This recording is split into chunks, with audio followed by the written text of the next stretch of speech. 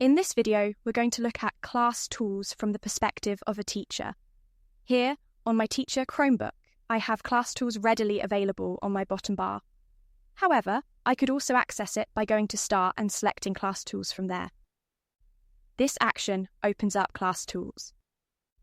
Before I can start using class tools, there are a few preparatory steps to go through. The first step is to select students.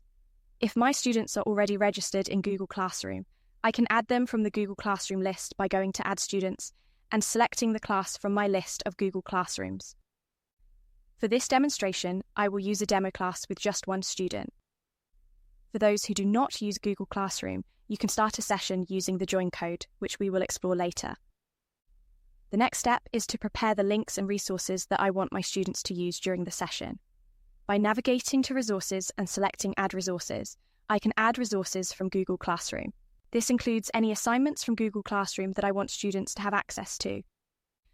In addition, I can add any web links by simply typing the link in the provided space. If I have the tab already open, I can go to Open Tabs and add a link from there for my students to access within the lesson. Now that I have my students signed up and my resources ready, we can look at captions and translations. You'll notice that this option is currently greyed out. That's because I can't change the caption settings until the Class Tools session has started. Finally, press Next. This prompts you to set the duration of the session. In this case, I'm going to run it for 15 minutes. There are two modes available, Explore Mode and Focus Mode. In Explore Mode, students can access the links and resources shared with them and navigate other tabs.